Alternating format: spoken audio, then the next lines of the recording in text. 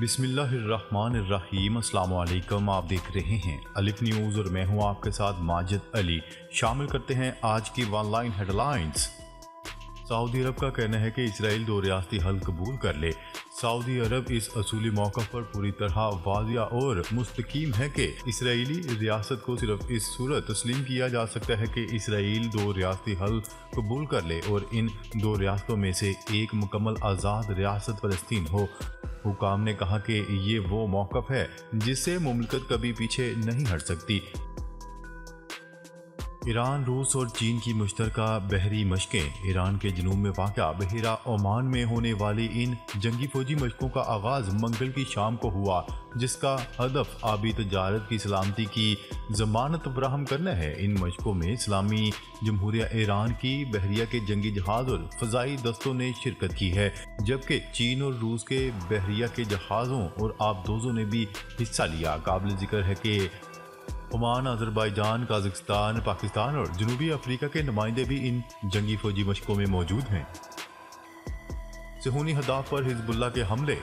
حزب اللہ لبنان نے اپنے ایک بیان میں کہا ہے کہ اسلامی مزاحمت کے مجاہدین نے فلسطینی مزاحمت اور غزہ کے عوام کی شجاعت اور دلیری کی حمایت میں اور اسی طرح جنوبی لبنان کے علاقے بلبیک میں شہریوں کے گھروں اور دیہی علاقوں پر بمباری کے جواب میں منگل کو صہیونی دشمن کے فضائی دفاعی تنصیبات کو میزائلوں اور توپخانوں سے نشانہ بنایا ہے۔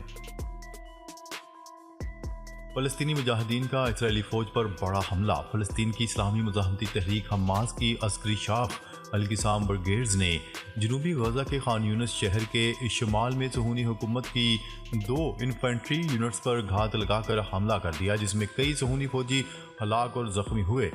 نیوز رپورٹ کے مطابق القسام بریگیڈز کا مزید کہنا تھا کہ اس نے اسرائیلی فوجی ہیلی کاپٹروں اور آپریشن کے مقام سے لاشوں اور زخمی فوجیوں کو نکالتے دیکھا ہے۔ قابل ذکر ہے کہ 7 اکتوبر کو غزہ جنگ کے آغاز سے اب تک فلسطینی مجاہدین درجنوں اسرائیلی فوجیوں کو ہلاک کر چکے ہیں۔ اسرائیل کا لبنان میں کار پر ڈرون حملہ۔ حماس کے 2 اہم کارکن جاں بحق۔ لبنان کے جنوبی شہر طائر کے فلسطینی پناہ گزین کیمپ کے نزدیک اسرائیلی فوج نے ایک کار کو ڈرون حملے میں تباہ کر دیا، جس کے نتیجے میں 2 افراد جاں بحق اور 2 زخمی ہو گئے۔ عرب میڈیا کے مطابق حماس کے ذرائع نے تصدیق کی ہے کہ کار پر ڈرون حملے میں جاں بحق ہونے والا نوجوان بادی مصطفیٰ ان کا کارکن تھا، جبکہ ایک اور کارکن بھی جاں بحق ہوا ہے اور دیگر 2 زخمی ہیں۔ یعنی شاہدین کا کہنا تھا کہ سڑک پر دوڑتی ہوئی کار پر فضا سے کوئی چیز گری اور دھماکہ ہوا۔ حزب اللہ لبنان پر 5 ماہ میں اسرائیل کے 4500 زمینی اور فضائی حملے۔ 5 ماہ کے دوران اسرائیلی فوج نے ایرانی حمایت یافتہ حزب اللہ کے لبنان میں 4500 اہداف پر حملے کیے۔ غیر ملکی خبرساں ادارے نے بتایا کہ یہ حملے ماہانہ اوسط کے اعتبار سے 900 بنتے ہیں۔ اسرائیل کی طرف سے جاری اعداد و شمار کے مطابق ان حملوں کے نتیجے میں حزب اللہ کے 300 جنگجو ہلاک کیے جا چکے ہیں، جبکہ 750 کو زخمی کیا گیا۔ طبی سامان میں کینچی نکلنے پر اسرائیل نے غزہ کی امدادی ٹرک روک دیے۔ اسرائیل نے غزہ کے مظلوموں پر ظلم کے پہاڑ توڑ دیے۔ غزہ کے لیے انسانی بنیادوں پر سامان سے لدے ٹرکوں کو اسرائیلی حکام نے واپس بھجوا دیا۔ غیر ملکی ذرائع ابلاغ کے مطابق فلسطینی پناہ گزینوں کے لیے اقوام متحدہ کے امدادی ادارے نے بتایا کہ غزہ کے لیے انسانی بنیادوں پر سامان سے لدے ٹرکوں کو اسرائیلی حکام نے غزہ میں داخل نہیں ہونے دیا اور واپس روانہ کر دیا۔ نیوز رپورٹ کے مطابق اقوام متحدہ کے ادارے کے سربراہ کا کہنا تھا کہ غزہ کے لیے سامان سے لدے ٹرکوں کو اس لیے واپس بھجوایا گیا ہے کیونکہ طبی کٹس کے اندر کینچی رکھی ہوئی تھی۔ یوکرین جنگ۔ روس نے ایک بار پھر مذاکرات کا عندیہ دے دیا۔ روسی صدر ولادیمیر پوٹن کا کہنا ہے کہ روس یوکرین پر مذاکرات کے لیے تیار ہے، لیکن اس کے لیے ایک شرط لازم ہوگی۔ غیر ملکی ذرائع ابلاغ کے ادارے روئٹرز کی رپورٹ کے مطابق میڈیا سے گفتگو کرتے ہوئے روسی صدر ولادیمیر پوٹن نے ایک بار پھر اس بات کا عندیہ دیا کہ یوکرین کے حوالے سے بات ہو سکتی ہے۔ روسی صدر کا کہنا تھا کہ یوکرین پر بات کے لیے تیار ہے، لیکن صرف اس صورت میں جب بات حقیقت پر مبنی ہو۔ کسی پر بھروسہ نہیں، صرف روس کو دستخط شدہ ضمانتوں کی ضرورت ہے۔ सऊदी अरब नमाजियों को मस्जिदुल हराम और मस्जिद नबी सल्लल्लाहु अलैहि वसल्लम में मास्क पहनने का मशवरा। सऊदी हुकाम की जानिब से माह रमज़ान के दौरान मस्जिदुल हराम और मस्जिद नबी सल्लल्लाहु अलैहि वसल्लम आने वाले नमाजियों को मास्क पहनने का मशवरा दिया गया है। न्यूज़ रिपोर्ट के मुताबिक रमज़ान मुबारक में सऊदी अरब और दीगर ममालिक से मुसलमान उम्रा करने और नमाज अदा करने के लिए मस्जिदुल हराम और मस्जिद नबी आते हैं, जिसकी वजह से सऊदी हुकाम ने मास्क पहनने का मशवरा दिया है।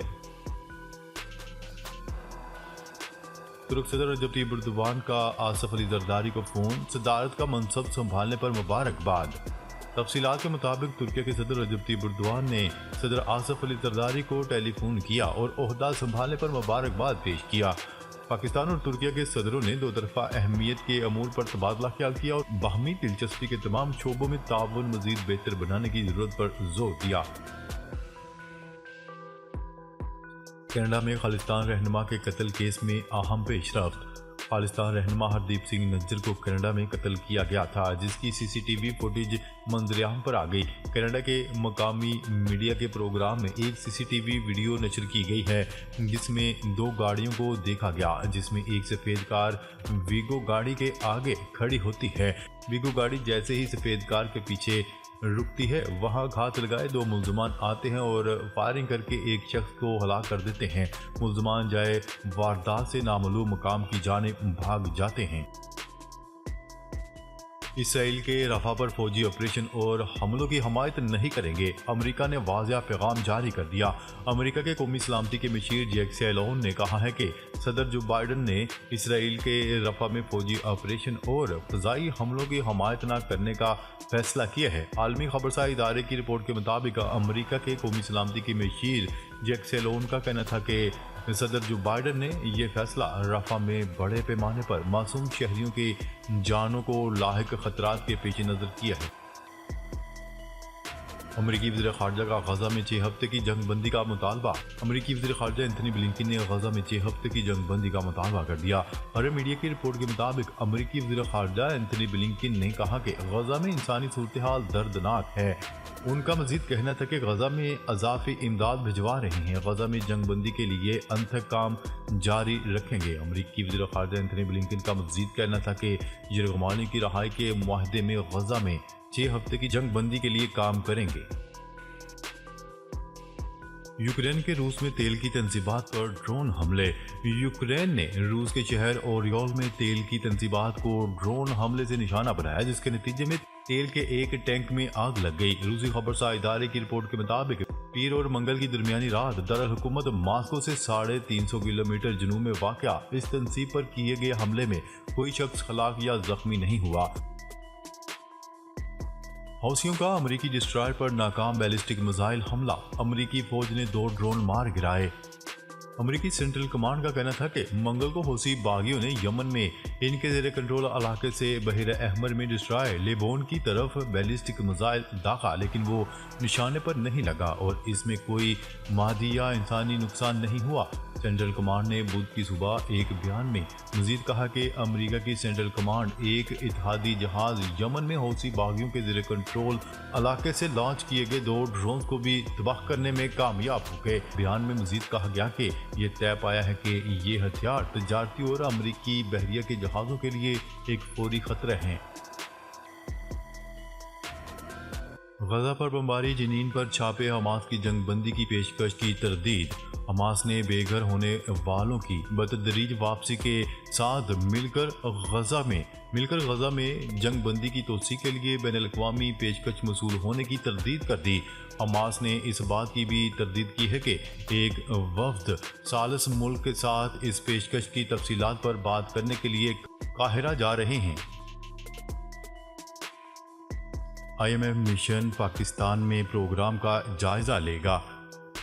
आलमी मालियाती अदारा IMF और वजारत ख़जाना की माशी टीम के दरमियान मुज़ाकरात का शेड्यूल तैयार कर लिया गया है, जिसके तहत IMF वफ्द आज पाकिस्तान पहुंचेगा। ज़राए के मुताबिक IMF का जायजा मिशन 14 मार्च से पाकिस्तान के प्रोग्राम का जायजा लेगा। پولینڈ نے اپنے فوجی یوکرین بھیجے تو زندہ واپس نہیں جا سکیں گے، ولادیمیر پوٹن کی دھمکی۔ روس کے صدر ولادیمیر پوٹن کا کہنا ہے کہ پولینڈ نے اپنے فوجی یوکرین بھیجے تو وہ زندہ واپس نہیں جا سکیں گے۔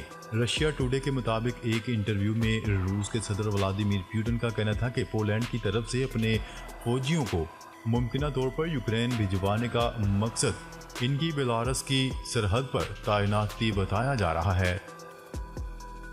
محکمہ داخلہ پنجاب نے جیلوں میں دہشت گردانہ حملے کے خدشات کے پیش نظر میاں والی، ڈیرہ غازی خان اور اٹک جیل کو تھریٹ الرٹ جاری کر دیا ہے۔ محکمہ داخلہ کے مراسلے میں جیل حکام کو فوری انتظامات کرنے کی ہدایات کرتے ہوئے کہا گیا ہے کہ جیل کے تمام ملازمین کا قانون نافذ کرنے والے اداروں کے ذریعے سیکیورٹی آڈٹ اور بم ڈسپوزل اسکواڈ کے ذریعے جیلوں کی مکمل چیکنگ کی جائے۔ امریکہ صدارتی الیکشن ایک بار پھر جو بائیڈن کا مقابلہ ٹرمپ سے ہوگا۔ ریاست جارجیا کا الیکشن جیتنے کے بعد امریکہ کے صدر جو بائیڈن کے دوبارہ ڈیموکریٹ صدارتی امیدوار بننے کی راہ ہموار ہوگی۔ میڈیا رپورٹس کے مطابق جو بائیڈن کے حاصل کردہ ووٹوں کی تعداد 1968 سے بھی زیادہ ہو گئی۔ اس طرح انہوں نے امیدوار نامزد ہونے کے لیے درکار ڈیلیگیٹس کی حمایت حاصل کر لی ہے۔